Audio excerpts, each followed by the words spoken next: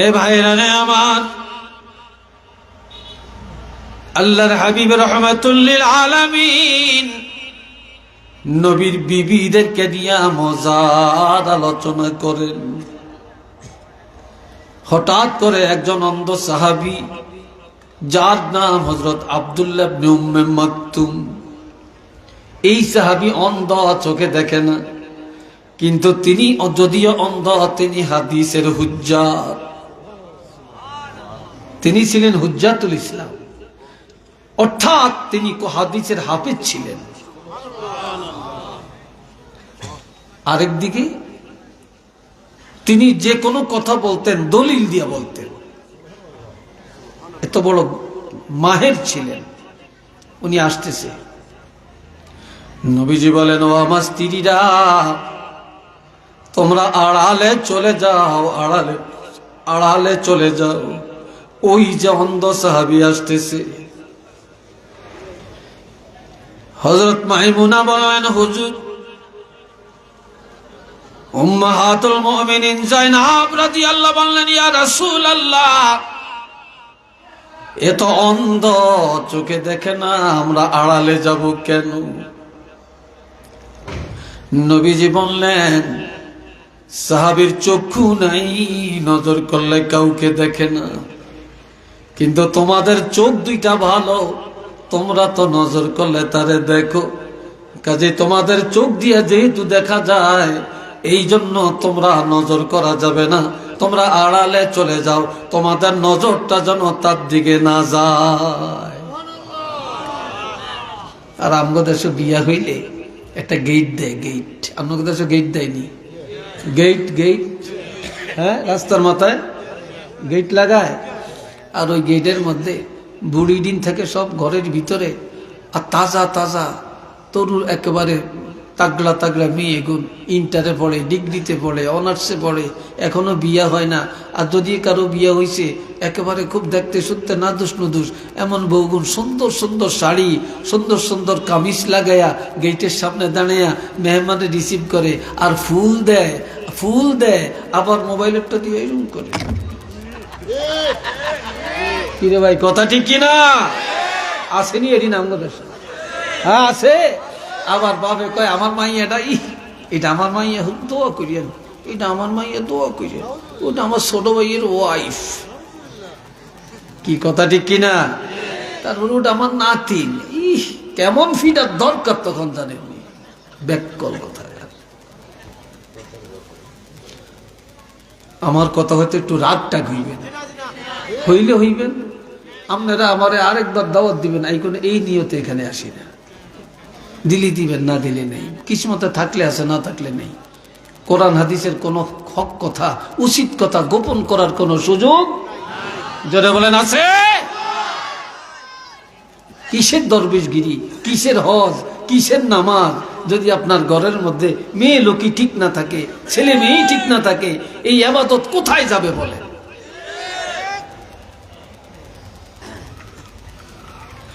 এ ভাইরা রে আমার, এখন আমার আল্লাহ বলেন, ও মহিলারা, তোমরা ঘরে থাকিয়া কি দায়িত্ব পালন করবা? আমি আল্লাহ দায়িত্ব দিয়ে দিলাম, কাজ দিয়ে দিলাম। অনেক মহিলারা একা ঘরে ভালো লাগে না, স্বামীরা একটা টাচ মোবাইল দাও, 24 ইঞ্চি 48 ইঞ্চি একটা টেলিভিশন ঘরে ঢুকাও, দেখতে দেখতে যেন সময় যায়। কথা ঠিক কিনা? সময় কাটাই দিব তো, অবসর করে কেমনে থাকি। এক এক মোবাইল মহিলারা, বাবা রে বাবা, পকেটে অর্থ না। কথা ঠিক কিনা? আবার অনেক মহিলারা সারাদিন তো কই রাত 12টা বাজলে ভিডিও কল লাগায়। মাশাআল্লাহ, এখন সংসদ বসে, স্বামী রয়েছে লন্ডন, বেগম রয়েছে বাংলাদেশে, স্বামী রয়েছে সৌদি আরব, বেগম বাংলাদেশে। রাত 12টার পরে সংসদে বসে, সংসদে আলাপ করে, আপনার বাপ এরম করছে আমার লগে, আপনার মা এরম কইছে, আপনার ছোট ভাইটা ভালো না, আপনার বোনটা বেড়াইতে হয়েছে, একদিন বেড়াইছে, 2 দিন বেড়াইছে, কতদিন এগরে পাক করিয়া খাওয়াইয়াম, তারপর আমি ভাবতাম না আমি কি বান্দিনি কোনো, আমি কি চাকরানিনি কোনো, এগরে পাক করিয়া খাওয়াইয়াম। এরম করিয়া এই স্বামীরে এ কথা কু কথা কানের মধ্যে লাগাইয়া দিয়া স্বামীর মনটা সংসারে তো উঠিয়া দেয়। কি কথা ঠিক কিনা? টাকা দিত, এই টাকা দেওয়া বন্ধ, টাকা দিত, টাকা দেওয়া বন্ধ। বাইরে গেছে লন্ডন নিব, কত গুল্লি মা তোরে নি লন্ডন নিয়াম, তুই আর বেগমার লোক বেয়াদবি করছ, তুই মিল করিয়া চলতে পারস না। হায় হায়। আবার বিদেশ থেকে বাড়িতে আসে, শ্বশুর বাড়ির খবর দেয়, এয়ারপোর্টে গাড়ি লিয়ে যে শালারে কয়, সমন্দিরে কয় গাড়ি লিয়ে যান, আপনা মারপেটের ভাই, ভাইয়েরে কয় না, শালিরে কয় তুই লগে যাইস, কিন্তু মারপেটের হুইনেরে কয় না, মারপেটের ভাইয়েরে কয় না। বিদেশ থেকে আসে, শালারে মোবাইল দেয়, জামার কাপড় দেয়, মুট করিয়া টাকা দেয়, কি খুশি। আমনা মারপেটের ভাই, মারপেটের বোন সাইরা নাও হাতে দিয়ে উঠে না। কি কথা ঠিক কিনা বলেন?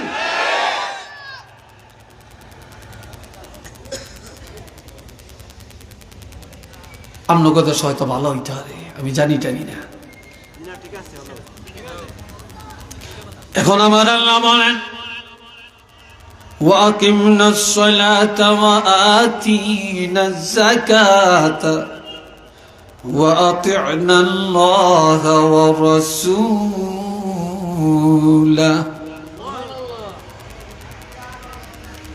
তোমরা ঘরে থাকিয়া নামাজ কায়েম করো, তোমরা মহিলারা বেশি বেশি নামাজ পড়ো। ওয়া আতিনাজ যাকাতা, তুমি যদি যাকাতের উপযুক্ত হয়ে থাকো যাকাত দাও। বিবাহের সময় তোমার স্বামী 7 ভরি স্বর্ণ তোমাকে দিছে, 8 ভরি স্বর্ণ দিছে, তোমার উপরে যাকাত ফরজ। বছরে একবার তুমি যাকাত আদায় করো। ওয়া আতি'নাল্লাহ, আল্লাহর বিধানগুলি মেনে চলো। ওয়া রাসূলা, রাসূলের সুন্নত তরিকায় চলো। মন গড়া চলিও না, শয়তানের লিডার হইও না। তুমি যদি হও খাদিজা মার্কা হও, হযরত ফাতেমা মার্কা হও, রাবিয়া বসরির মতো হয়ে যাও। একটু চিল্লিয়া বলেন না মারহাবা। আরেকবার বলেন আল্লাহু আকবার। হযরত ইমাম গাজ্জালী আল্লাহর একজন ওলি, তিনি মরুভূমির জমিনে দিয়ে হাঁটেন। হাঁটতে হাঁটতে হঠাৎ আসরের নামাজের সময়, কোন সময়? আসরে। আসরের নামাজ পড়বে, ওযু করবে, পানি নেই, মরুভূমি তো পানি নেই। তো হঠাৎ পর্দার আড়াল থেকে একটা যুবতী মেয়ে দেখছে আল্লাহর ওলি কি যেন চগর বগর করে তালাশ করতেছে। আড়ালে থেকে মেয়েটা বলতেছেন, হে আল্লাহর ওলি কি চান? আল্লাহর ওলি বলে, মা আমি ওযু করব, নামাজ আদায় করব, পানি চাই। মেয়েটা বলে, গো আল্লাহর ওলি, আমাদের বাড়ির পূর্ব দিকে একটা পুষ্করণী আছে। পুষ্করণী চিনেন তো? পুকুর। যান দেখেন পানি আছে কিনা।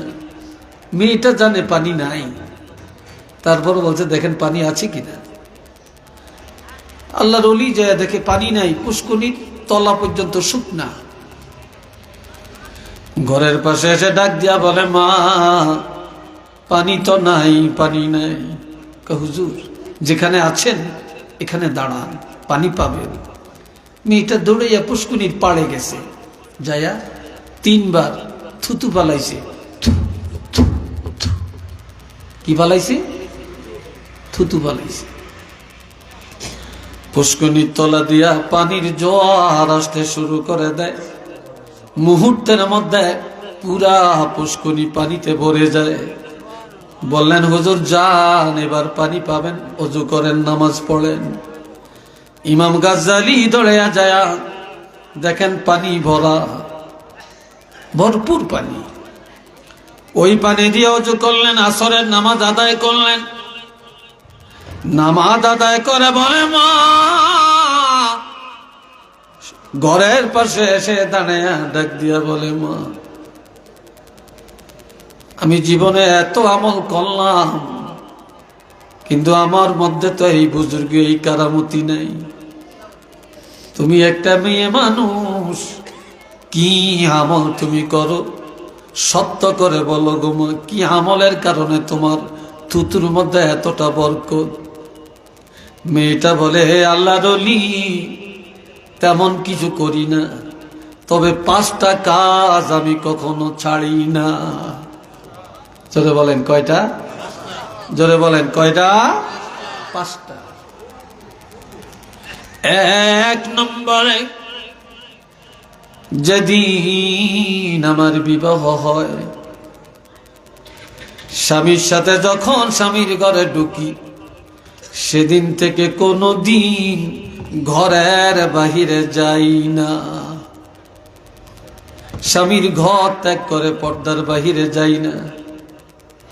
2 নম্বরে, আমার নামাজ কাজা হয় না।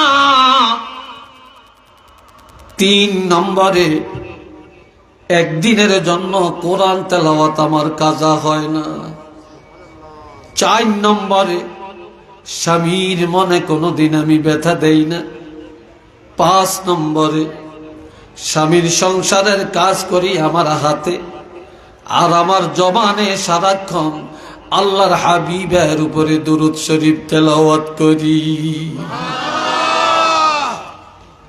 যার কারণে আমার জবানে, আমার থুতুর মধ্যে আল্লাহ পাক এই বরকতটা দান করছেন।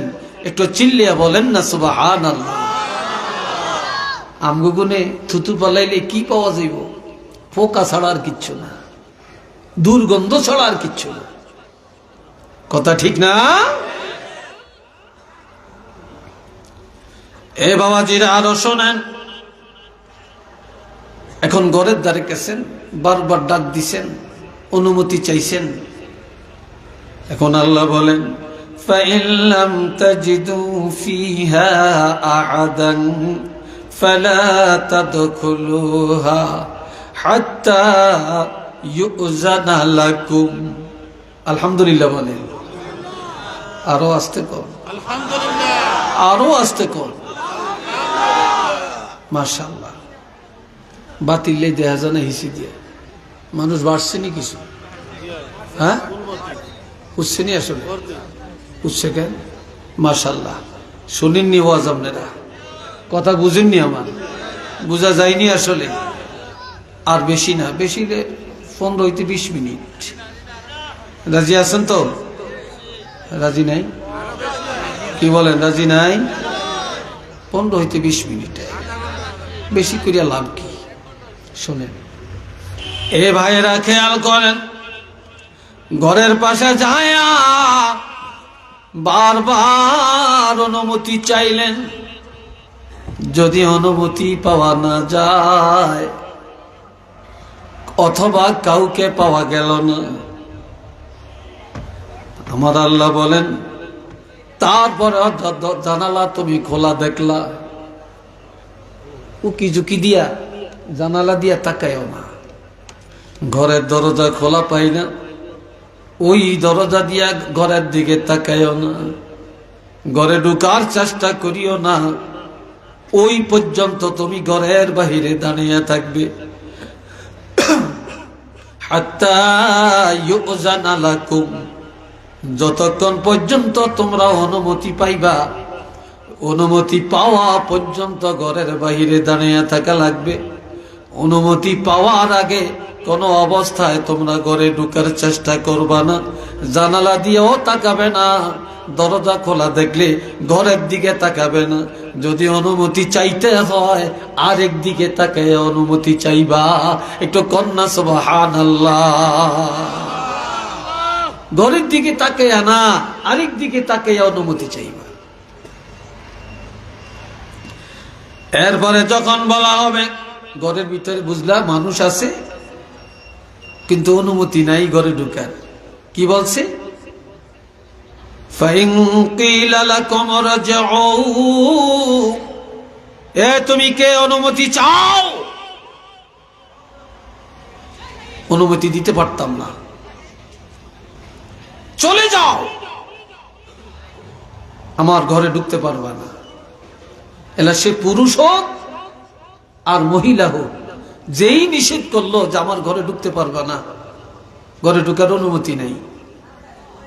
এখন আপনি কবেন, কত বড় আলিশান, কত বড় লোক, কত সুটানি মারে, কত বড় লোক দেখছি, হেতের বাড়িতে আইসি, হেতে একটু অনুমতি দিল না, সাইরানার দাম দিল না, আমরা কি মানুষ নানি? এরকম করিয়া সমালোচনা করে আর বেটার ইজ্জত নষ্ট করে। কি কথা ঠিক কিনা? ইজ্জত নষ্ট করে। আর আমার আল্লাহ বলেন, যখন বলবে চলে যাও, চলে যাও, অনুমতি দেওয়া যাবে না। ফারজিউ, এক মুহূর্ত দেরি করা যাবে না, সাথে সাথে সেখান থেকে চলে আসবে।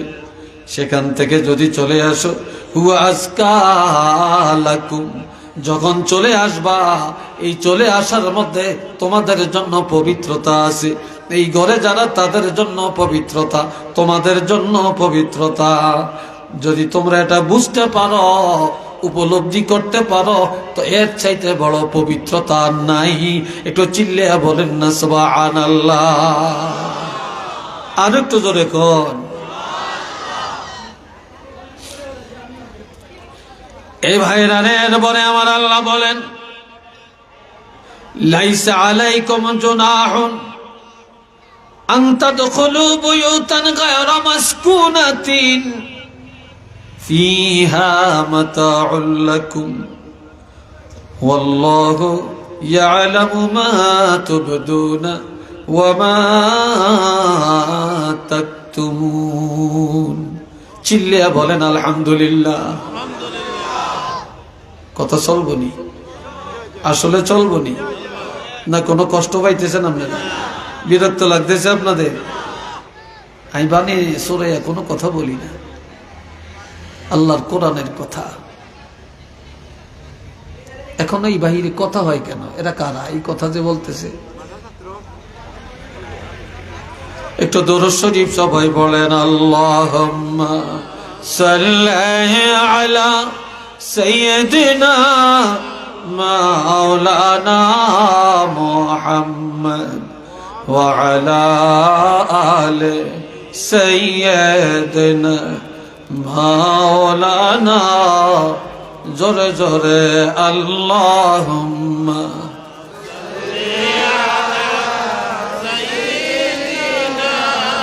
মাওলানা মুহাম্মদ ওয়া আলা আলি সাইয়্যিদিনা।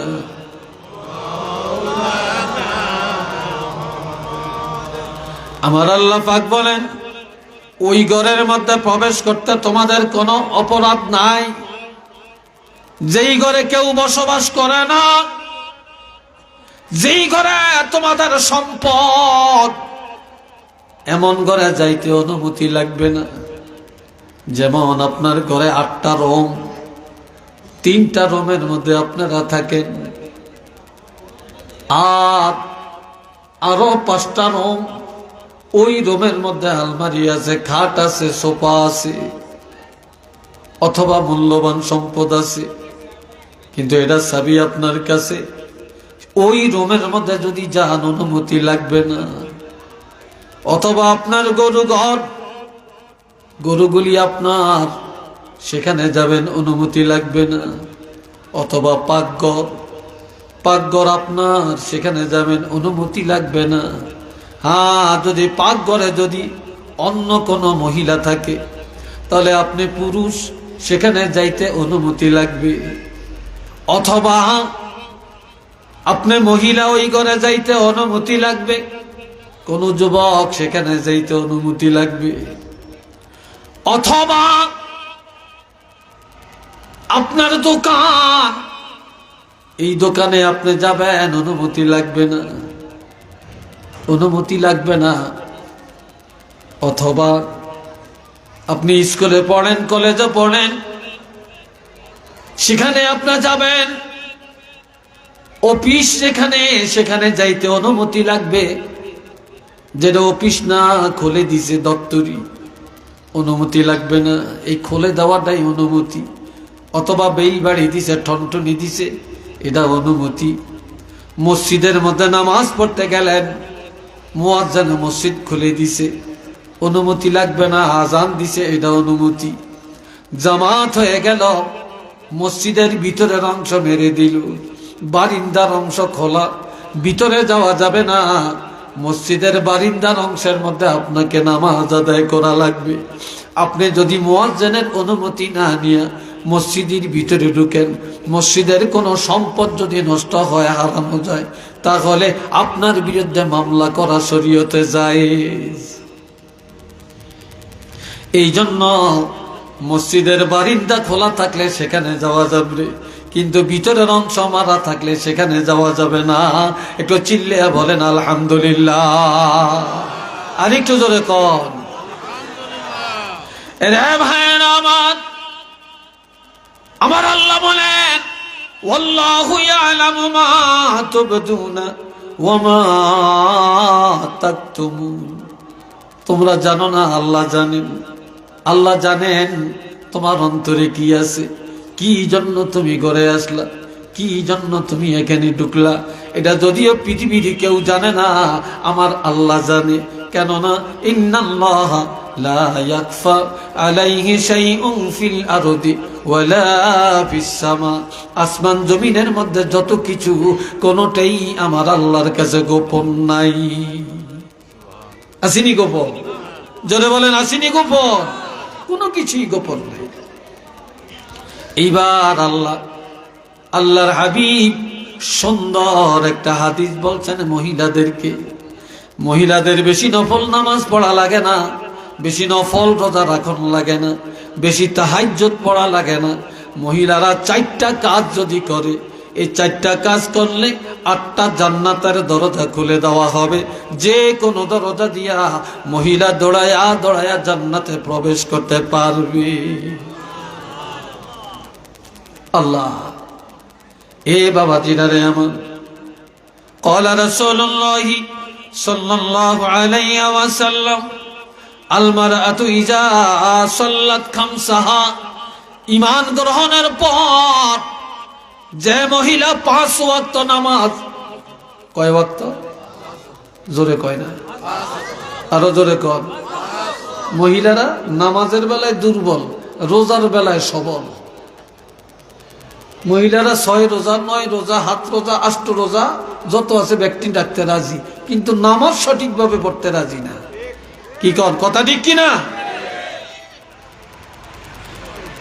আমার আল্লাহ বলেন, যে মহিলা 5 ওয়াক্ত নামাজ নিয়মিত আদায় করে, ওয়াসামাত শাহরাহা, মহিলা যখন রমজান মাসে রোজাগুলো সঠিকভাবে পালন করে, ওয়া আহসানাত ফারজাহা, মহিলা যখন লজ্জাস্থান হেফাজত করে রাখে, গুপ্তাঙ্গ হেফাজত করে রাখে, ওয়া আতাআত বালাহা, আর ওই মহিলা স্বামীর আনুগত্য করে, স্বামীর মনে কষ্ট দেয় না, স্বামীর মনে কষ্ট দেয় না, স্বামীকে সব সময় রাজি রাখে, খুশি রাখে। আল্লাহর হাবিব বলেন, এই মহিলার জন্য ফুতিহাত লাহা আবওয়াবুল জান্নাতিস সামানিয়া, আল্লাহ পাকের 8টা জান্নাতের দরজা খুলে দেওয়া হয়। ফালতাদখুল আবওয়াবাল জান্নাত মিন আইয়াশাআত, যে কোন দরজা দিয়া এই মহিলা দৌড়াইয়া দৌড়াইয়া হাসতে হাসতে জান্নাতের মধ্যে চলে যেতে পারবে।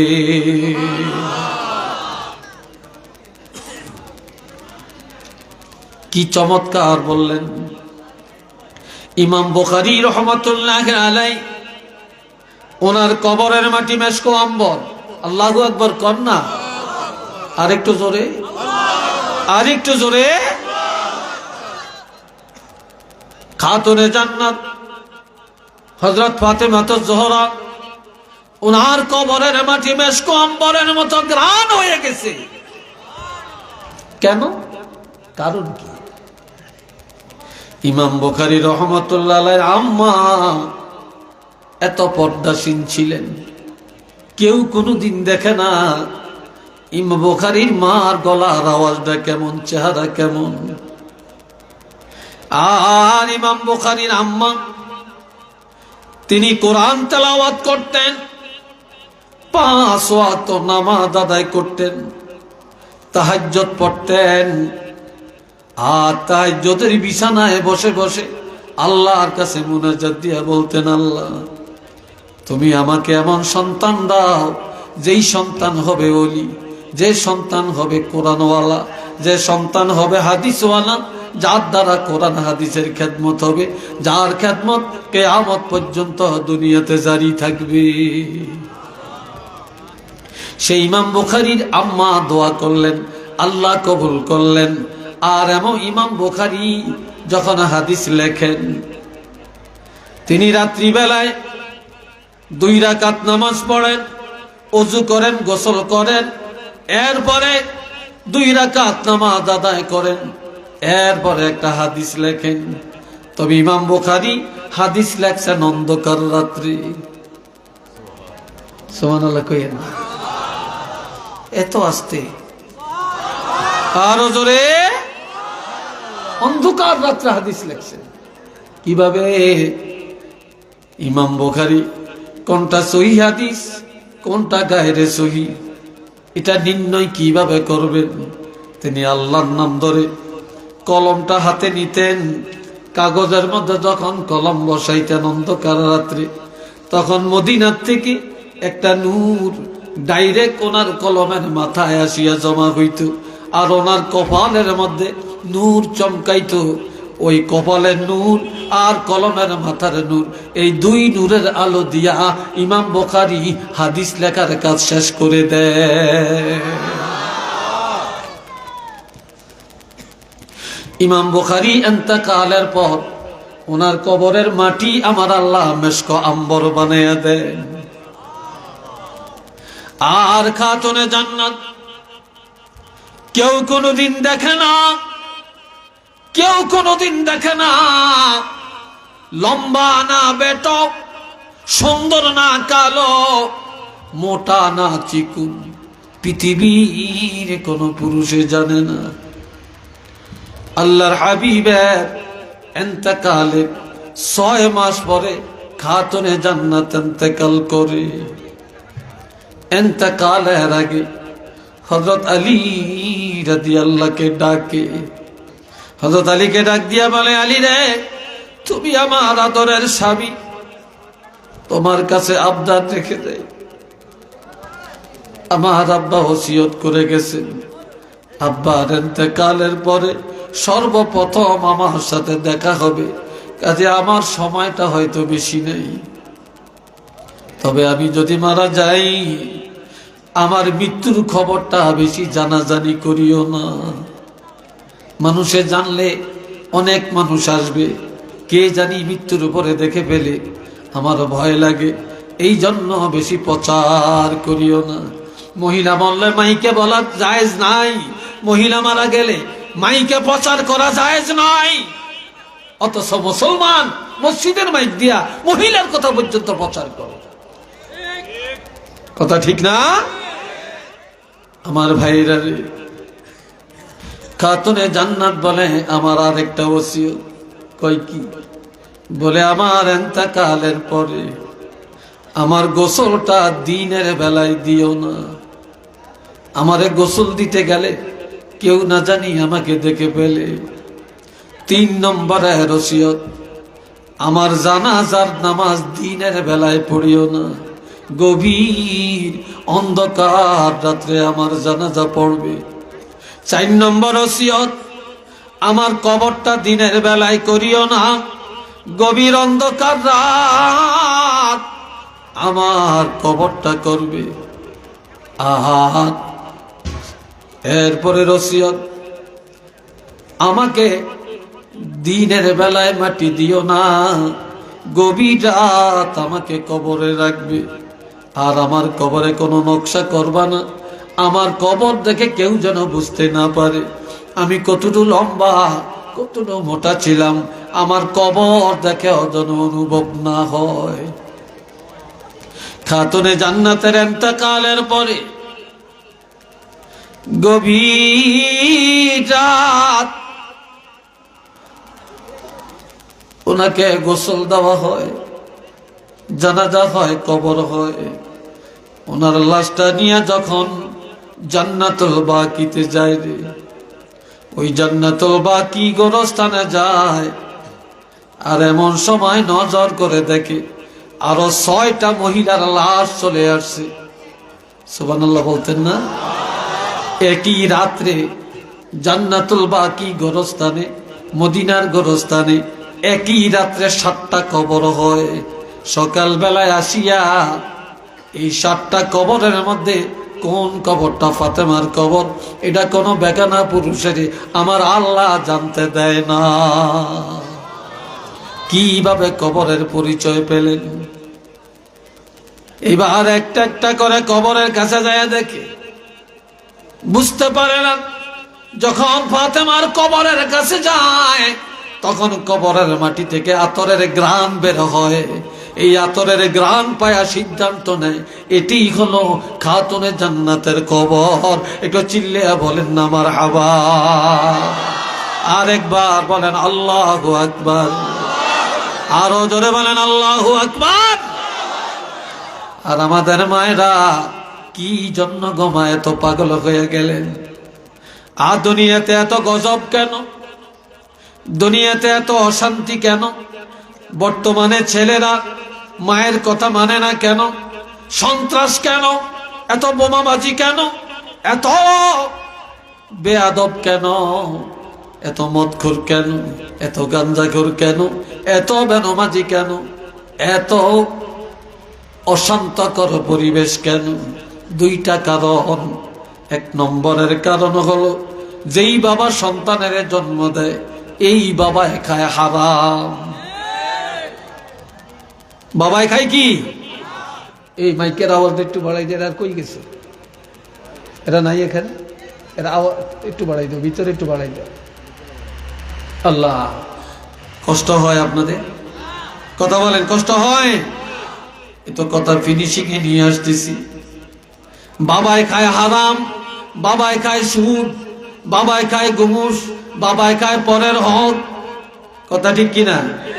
খাইনি খাইনি খাইনি। আবার পরের হক খায়, আইল কাটিয়া জমিন বড় করে। এতে মসজিদে যে নোয়াচড়ে আর কাতার সোজা করেন, কাতার সোজা করা ওয়াজিব। সেইতে জমিন কাটিয়া আরেকজনের জমিন কাটিয়া নিজের জমিনে নিয়ে এসে লাইন ঠিক নেই, মসজিদে যে এখন লাইন সোজা করেন, এটা ওয়াজিব। কি কথা ঠিক কিনা? বাবাজিরা রে আমার, খেয়াল করেন। এরপরে আল্লাহ কুর্মি যাইবেন কি কারণে? অশান্তি। বাবায় খায় হারাম, এই হারামের রক্ত মাংস, হারামের বীর্য। আর যেই মার গর্ভে সন্তান, এই মা হলো দায়ুস। মা হলো দায়ুস। মা ঘরে থাকে না, এক দলে যায় সিলেট, আরেক দলে যায় বিশ্বনাথে, আরেক দলে যায় জগন্নাথপুরে, আরেক দলে যায় ঢাকা।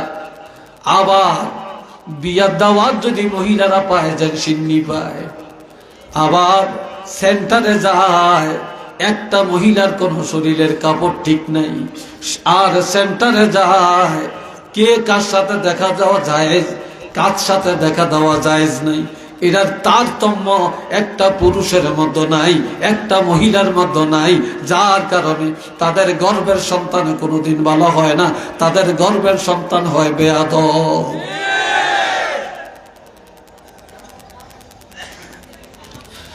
আর যেই মা ভালো তার সন্তান ভালো,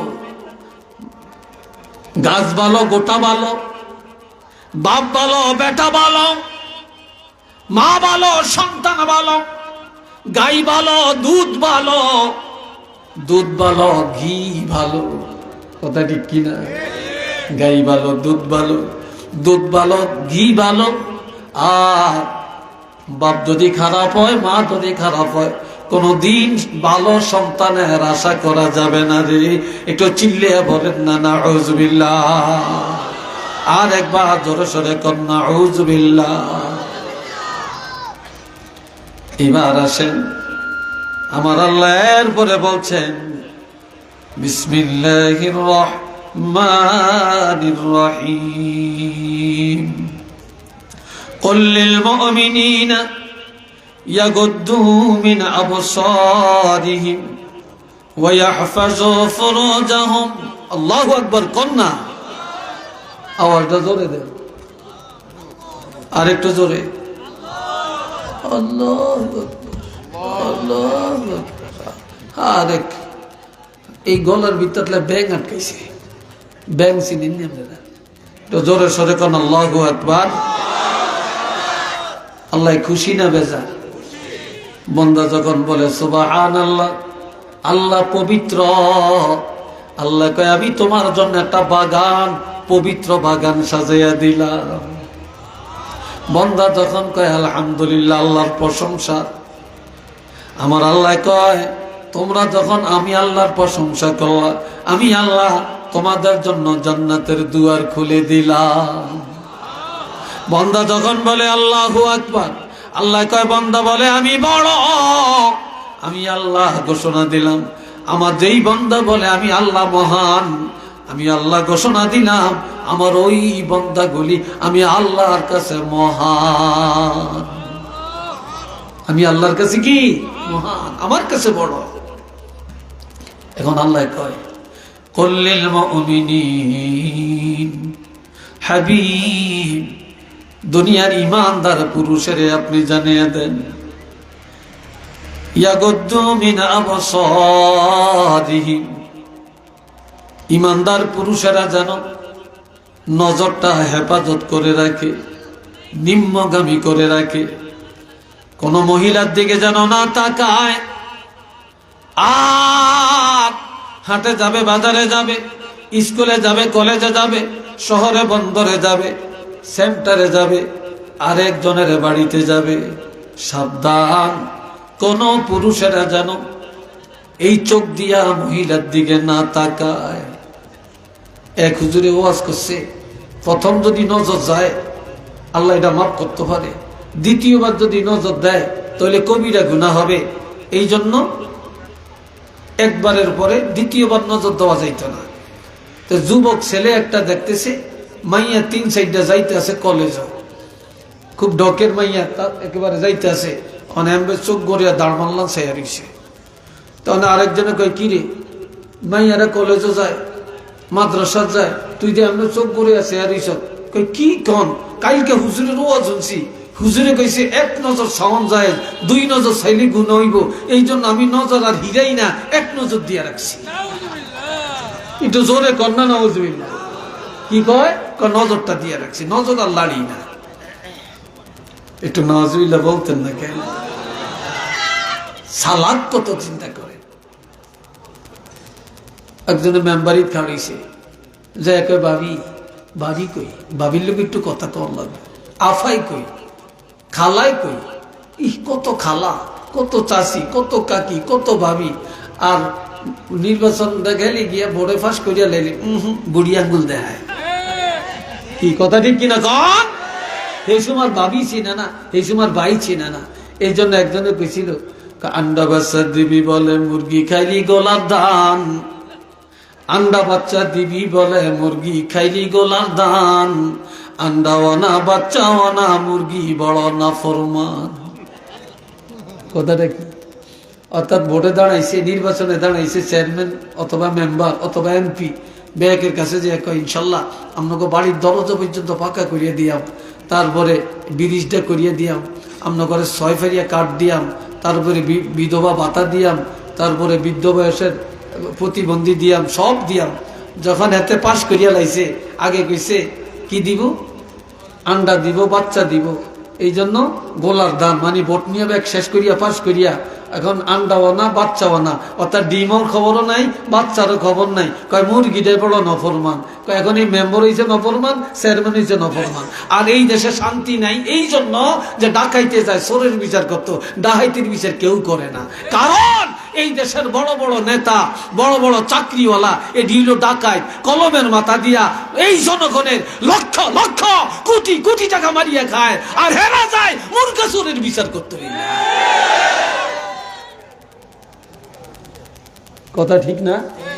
মুরগা চোরের বিচার হেরা করতে যায়, তো তুই রাজা ডাকাতি করছ, ডাকাইতির বিচার কে করবো? যেই দেশ ডাকাইতির বিচার নাই, চোরের বিচার আছে, এই দেশ শান্তির আশা করা যায়। একটু নাউজুবিল্লাহ জোরে কর, আর একটু জোরে বলেন। আমার কথায় কি রাগ হইছেন আপনারা? জোরে বলেন, রাগ হইছেন? রাগ হইয়েন না, আর রাগ হইলেই বাকি, এটা তো বাস্তব কথা। আল্লাহ করে বুঝ দেন, হেদায়েত দান করেন, সবাই বলেন আমিন। আর একটু চিল্লে এখন আমিন। আপনারা সীসা চিনেননি? সীসা, এই সীসা চিনেন?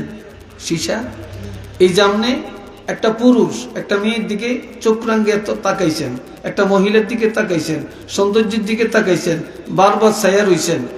আল্লাহ পাক কিয়ামতের ময়দানে এই সীসার জাহান্নামের আগুন দিয়া জ্বালাইব। আপনি যতটা নজর দিছেন ততবার আপনার চোখের মধ্যে এই সীসা গালা গুলি লাগাইব। একটু নাউজুবিল্লাহ কর না, সীসা গালা লাগাইব। সহ্য করতে পারবেন? যদি বলেন পারবেন? পারবেন না। এরপরে আল্লাহ বলেন ওয়াহফাযু ফুরুজাহুম, হাবিবপুর দুনিয়ার ইমানদার পুরুষদেরকে জানিয়ে দেন তারা যেন তাদের গুপ্তাঙ্গ হেফাজত করে, লজ্জাস্থানে হেফাজত করে, লজ্জাস্থানের তাড়নায় যেন জিনার আড্ডায় না যায়। দুনিয়াতে কোন দিকে যাবেন? যখন ঘরে ঘরে জিনা, পাড়ায় পাড়ায় জিনা, মহল্লায় মহল্লায় জিনা, শিক্ষা প্রতিষ্ঠানে জিনা, তারপরে লঞ্চ স্টিমারে জিনা, এরোপ্লেনের মধ্যে নাকি জিনা হয়, তারপরে ওই যে কি জানি কয়, কি বালা না কয়া করে, হ্যাঁ বিমান বালা, হিডিন চানে বালা, কি বালা? বিমান বালা। কোথায় যাবেন? স্টিমারের কেবিনের মধ্যে জিনা, আবাসিক হোটেলের মধ্যে জিনা, জিনার বেহার বড় ব্যবসা, বড় জাঁকজমক চলছে। কি ভাই কথাটি কিনা? যখন দেখবা পর্দা থাকবে না, যখন জিনায় সব জমিন নাপাক হইয়া যাবে, ফসলের বরকত থাকবে না, মাছের মধ্যে বরকত থাকবে না, গোস্তের মধ্যে বরকত থাকবে না, দুধের মধ্যে স্বাদ থাকবে না, ডাইলের মধ্যে স্বাদ থাকবে না, কোন খাওয়া খাদ্যের মধ্যে স্বাদ থাকবে না, শাকসবজির মধ্যে মজা থাকবে না, ভিটামিন থাকবে না, আর আসমানের গজব জমিনে আসবে, করোনা দেখা দিবে, সাইক্লোন দেখা দিবে, ভূমিকম্প দেখা দিবে, মানুষের মায়া দয়া চলে যাবে, একজন আর একজনের সাথে সম্পর্ক নষ্ট হয়ে যাবে, মানুষ মানুষকে মেরে ফেলবে, একটু লজ্জা করবে না, ভয় করবে না, ছেলে বাপেরে মারবে, বাপে ছেলেরে মারবে, ছেলে মার গলার মধ্যে রশ্মি লাগায়া টানিয়া মাকে মারবে, মা ছেলেরে মেরে ফেলবে, আবার মা পরকিয়ায় সন্তান রাখিয়া অন্য বেগানা পুরুষের সাথে চলে যাবে। একটু চিল্লিয়া বলেন না নাউযুবিল্লাহ। এরকম আসেনি? জোরে বলেন আছে কিনা? কোথায় যাবে? শেষ কথা, কুল্লিল মুমিনাত, হাবিব এবার মহিলাদেরকে জানান, যে মহিলারা ইমানদার। জোরে বলেন কি? ইমানদার। ইমানদার মহিলাদেরকে জানিয়ে দেন ইয়াগদুদনা মিন আবসারিহিন, মহিলারা যেন রাস্তা দিয়া পুরুষ যাবে, দুলামিয়া যাবে, বরযাত্রী যাবে, কনে যাত্রী যাবে, তারপরে রং বেরঙ্গের মানুষ যাবে, নেতা যাবে, নেত্রী যাবে, চেয়ারম্যান যাবে, মেম্বার যাবে, ছাত্র যাবে, শিক্ষক যাবে, মেয়েরা তাদের নজরটা যেন হেফাজত করে, কোন অবস্থায় মেয়েরা যেন চোখ দিয়া না তাকায়। বাড়িতে কত রঙের মেহমান আসবে, পিসাব আসবে, হুজুর আসবে, আলেম আসবে, হেগদিকে যেন ফুকি দিয়া না তাকায়। কথা বুঝছেন? না তাকায়। আর কি করে? ওয়াহফাজনা ফুরুজাহুন্না, মহিলারা যেন তাদের লজ্জাস্থানে হেফাজত করে রাখে। গুপ্তাঙ্গ হেফাজত করে রাখে। ওয়ালা ইউবদিনা যিনাতাহুন্না, মহিলারা যেন সুন্দর আকর্ষণীয় পোশাক আদি ব্যবহার করে। জিনাতপূর্ণ পোশাক, আকর্ষণীয় পূর্ণ পোশাক, যেই পোশাকের দিকে তাকাইলে চোখ লেগে থাকে, এমন পোশাক প্রকাশ্যে যেন ব্যবহার না করে। বেগানা পুরুষের কাছে স্বর্ণ অলংকার, নেকলেস, হাতের চুড়ি, কানের দুল, এগুলা যেন না দেখায়, ব্লাউজটা যেন না দেখে। আর মহিলার শাড়িটা কোনো বেগানার নজরে যেন না পড়ে, সালোয়ার কামিজ যেন নজরে না পড়ে। মহিলারা গোসল করে যখন কাপড় রৌদ্রের মধ্যে দিবে, ওই সময় তারা পর্দার ভিতরে কাপড় দিবে। রাস্তার পাশে যেখানে মানুষের আসা যাওয়া, এমন জায়গায় যেন মহিলারা তাদের পোশাক রৌদ্রের মধ্যে না টানায়। মহিলারা পর্দার মধ্যে দিবে। আর কি করবে? মহিলারা লজ্জাস্থানে হেফাজত করবে, তাদের সৌন্দর্যের পোশাক গোপনে ব্যবহার করবে। ওয়ালিয়াদরিবনা বিখমরিহিন আলা জুয়ুবিহিন, মহিলারা যেন বাড়ি কাপড়ের ওড়না ব্যবহার করে।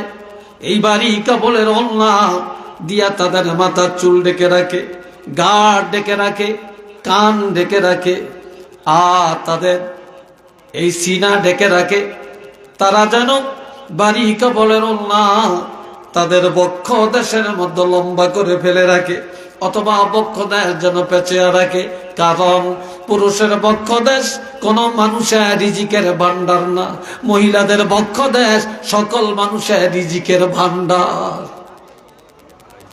ইমাম আবু হানিফা বলেছেন, কোন মহিলা যদি বাচ্চারা দুধ পান করায়, এই অবস্থায় অন্য কোন বেগানা পুরুষের নজরে যদি মহিলার স্তনের কোনো অংশ নজরে পড়ে, আর এই অবস্থায় যদি বাচ্চাদের দুধ পান করায়, এই বাচ্চা হবে সন্ত্রাস। এই বাচ্চার লজ্জা থাকবে না, শরম থাকবে না, এই বাচ্চা হবে 1 নম্বর বেয়াদব। একটু চিল্লিয়া বলেন না নাউযুবিল্লাহ। আর একটু জোরে কর। এই জন্য আমার আল্লাহ বলেন, মহিলারা যেন পাতলা কাপড়ের ওড়না ব্যবহার না করে, জর্জর কাপড়ের ওড়না ব্যবহার না করে, তারা যেন ভারী কাপড়ের ওড়না ব্যবহার করে, এবং তাদের মাথা, তাদের ঘাড়, তাদের সিনা, তাদের বক্ষ দেশ যেন পেঁচিয়ে রাখে, এবং বুকের বাড়তি অংশ দুধের ভান্ডার, রিজিকের ভান্ডার, এটা যেন কোনো বেগানা পুরুষের নজরে না পড়ে। আয়ার পরে কি করবে? ওয়ালা ইউবদিনা যিনাতাহুন, কোন অবস্থায় তাদের সৌন্দর্যের পোশাক বেগানা পুরুষের কাছে ব্যবহার করবে না। অনেক মেয়ে লোকে দেখবেন স্বামী স্বর্ণ দিছে, নেকলেস দিছে, চুড়ি দিছে, কানের দুল দিছে, এগুলা ব্যবহার করে না। যখন বিয়া খাইতে যায়, বিবাহে যায়, রিসোর্টে যায়, তারপরে পিকনিক খাইতে যায়, যখন তারা পার্কে যায়, তখন এগুলি সব লাগিয়ে যায়। কি কথা ঠিক না? সব লাগিয়ে যায়। এই জন্য আল্লাহ বলছেন, কোন অবস্থাতে এগুলা অন্যের কাছে ব্যবহার করবে না। হ্যাঁ, করবে কোথায়? ইল্লা লিবুলাতিহিন, একমাত্র তারা এই সৌন্দর্যের পোশাক তাদের স্বামীদের কাছে ব্যবহার করবে। এটা মারহাবা কন্যা। আরেকটু জোরে কর। কার কাছে ব্যবহার করবে? স্বামীদের কাছে। আজকাল এই বিধান যেখানে আছে, শান্তি যেখানে আছে, এই বিধান নাই, শান্তি নাই। আর এই ওয়াজ আমরা করতে চাই না, এই ওয়াজ আমরা শুনতে চাই না। আর এই ওয়াজের ধারে কাছে এই ওয়াজের মূল্যায়ন আমরা বুঝি না। এই কথা ঠিক কিনা? আজকে বলেন, যেই কথাগুলি আমরা বললাম, এই কথাগুলি আমাদের দুনিয়ায় চলার প্রত্যেকটা সেক্টরে প্রয়োজন আছে কি নাই? আরেকটু জোরে বলেন, আছে কি নাই? আমরা আজকে এই আলোচনাকে সাদরে গ্রহণ করব, আমল করার চেষ্টা করব, সাধ্যমতো আমরা বাড়িতে গিয়ে আমাদের মা বোনকে আমরা সেভাবে পরিচালনা করব। রাজি আছি আমরা? জোরে বলেন, রাজি আছি? এটা 2টা হাত তুলে দেখাইতে পারবেন? গভীর রাত এটা দেখাইতে পারবেন? হাতটা সোজা করে ধরেন, সোজা করে ধরেন, এমনি লড়া দেন, ফেরেশতারা ক্যামেরাটা করে নেন। সবাই বলে নারে তাকবীর। জোরে বলে নারে তাকবীর, নারে রিসালাত, নারে রিসালাত। আল্লাহ কবুল করেন। চিল্লে এখন আমি আসেন এবার আমরা মায়া ভরা মন দিয়া প্রাণ ভরে নবীরে সালাম দেই। ইয়া নবী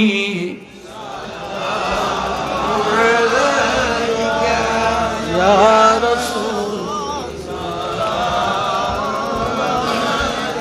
ইয়া হাবিব সালাম আলাইকা সালাম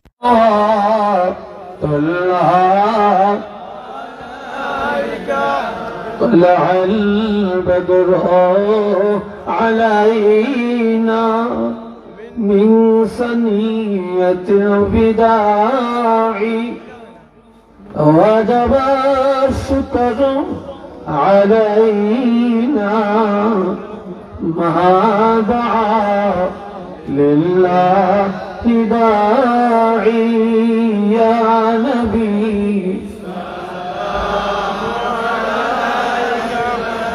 يا رسول سلام عليك يا حبيب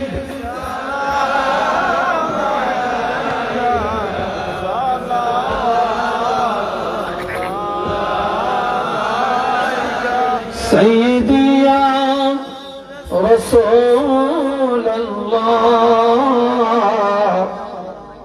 وسلم عليك يا حبيب الله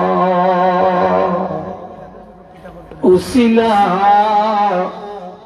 अपना के दिया कादिलन आदम हावा मालरी हुई दाया قبلا قليلا دعاء يا نبي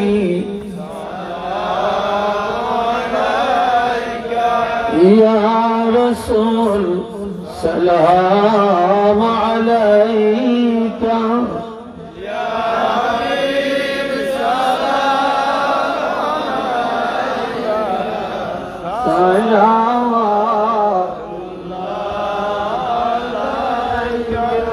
بلغ العلا بكماله كشف الدجى بجماله حسنت جميع خصاله بلغ العلا بكماله كشف الدجى بجماله حسنت جميع خصاله الصلاة والسلام عليك يا رسول الله الصلاة والسلام عليك يا حبيب الله দেশে বিদেশে শ্রমিকদের জন্য তো আমাদের সাথে সব লাইনে সাহায্য সহযোগিতা করছেন সবার তাই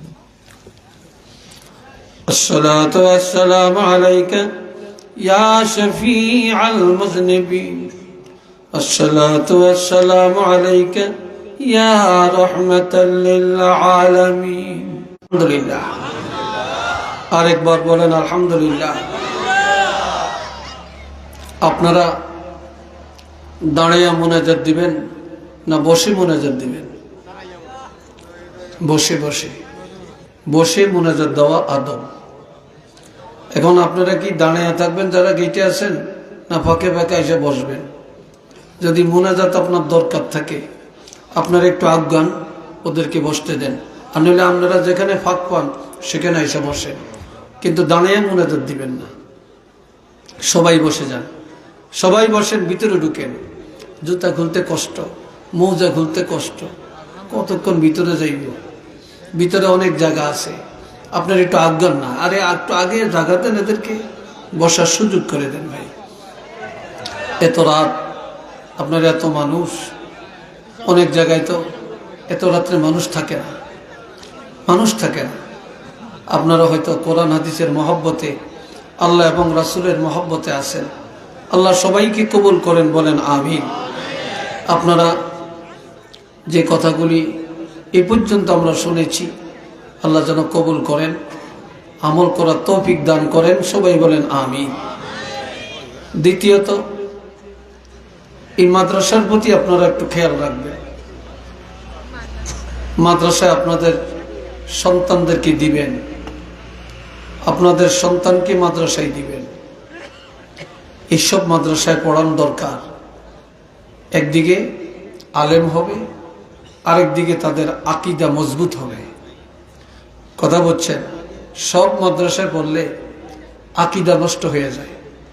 এই জন্য যেখানে পড়লে অন্তত ঈমান আকীদা মজবুতি অর্জন হয় সেই জায়গায় বেশি যাওয়া দরকার। আরেকটা, মাদ্রাসা দান সদকা যা দরকার দিবেন, সহযোগিতা করবেন। ধনীরা, বিত্তবানেরা সবসময় মাদ্রাসার প্রতি সুনজর রাখবেন। আর নজরের মধ্যে সবচেয়ে বড় সুনজর হলো আপনাদের সন্তানকে মাদ্রাসায় দিবেন। পাশাপাশি আপনাদের অনুদানে মাদ্রাসা চলে, এই মাহফিল চলতেছে, দেশের থেকে বিদেশ থেকে অনেকেই অনেক অনুদান করছেন। আল্লাহ পাক যেন প্রত্যেকের এই দান সদকাগুলি কবুল করেন, চিল্লিয়া বলেন আমিন। তাদের জন্য খাসভাবে দোয়া করবেন। আপনারাও যেন সবসময় দিতে পারেন মাদ্রাসায়, এটার জন্য দোয়া করবেন। করবেন তো নাকি? অনেকে অসুস্থ, সবার জন্য দোয়া হবে, দোয়া করবেন। আমি আপনাদের কাছে আমিও দোয়া প্রার্থী। আমি আসলে খুব কঠিনভাবে একটা অ্যাক্সিডেন্ট হয়েছিলাম 2022 সালের 25শে মার্চ। কেউ ভাবে নাই আমি বেঁচে থাকব। আর আপনাদের দোয়ায় এই সিলেটের আনাচে কানাচে আলিম ওলামা মসজিদ মাদ্রাসায় আমার জন্য দোয়া হয়েছে। মক্কা শরীফ আমার জন্য দোয়া হয়েছে,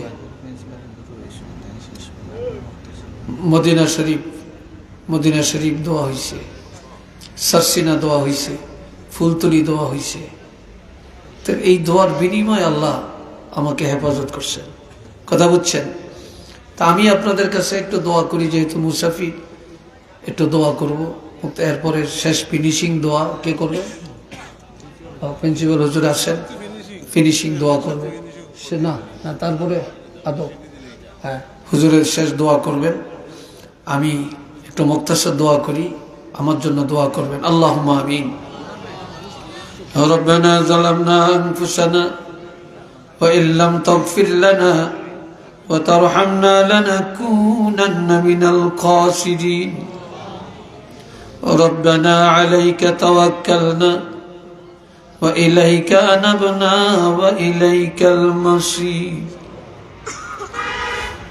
রব্বিরহামহুমা কামা রব্বায়ানি সগীরা।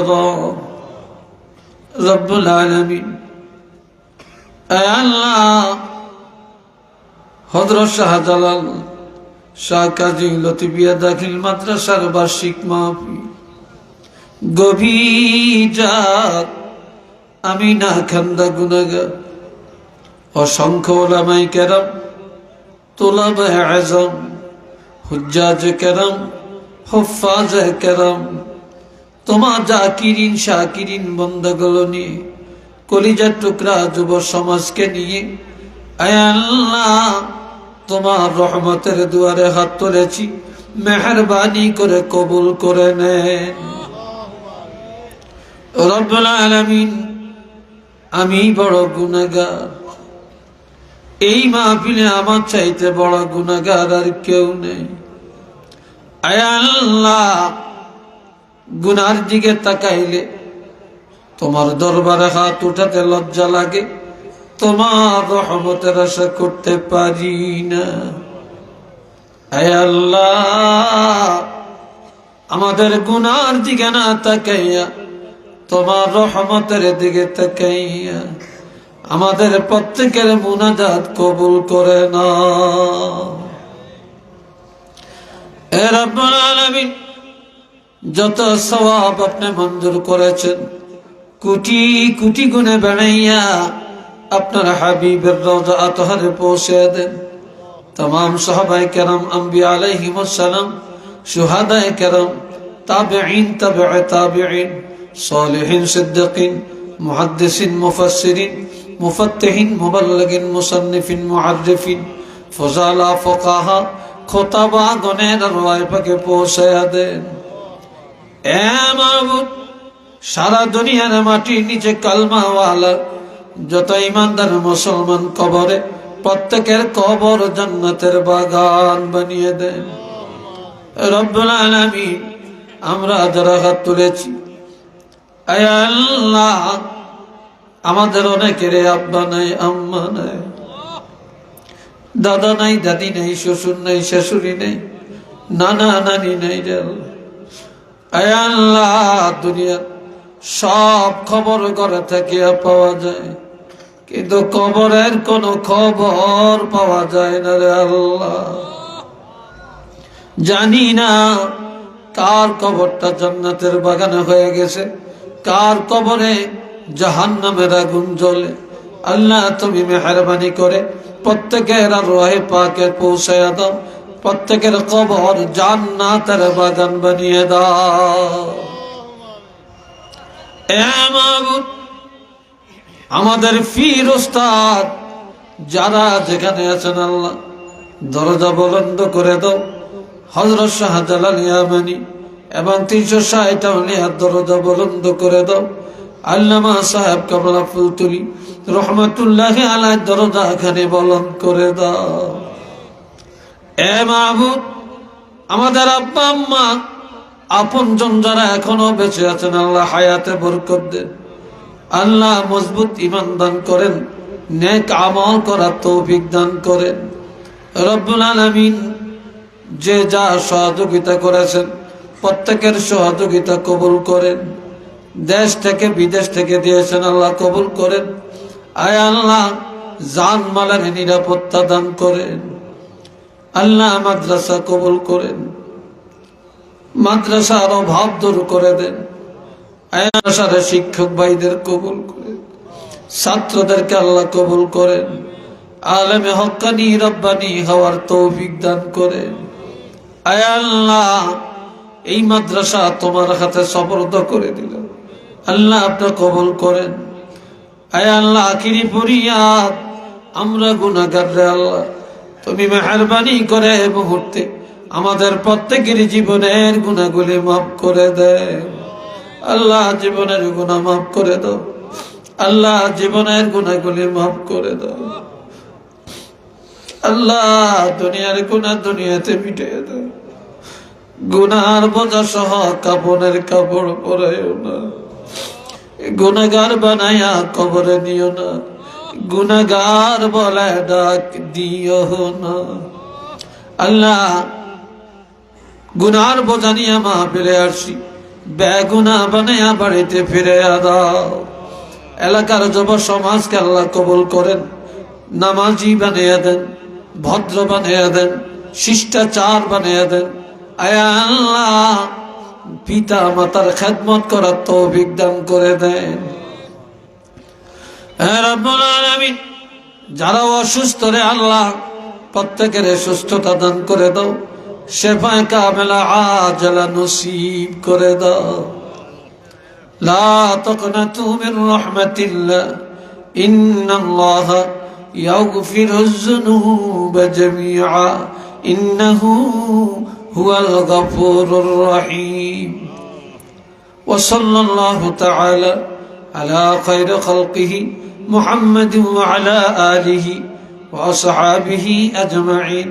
واجعل آخر كلامنا عند الموت لا إله إلا الله محمد رسول الله.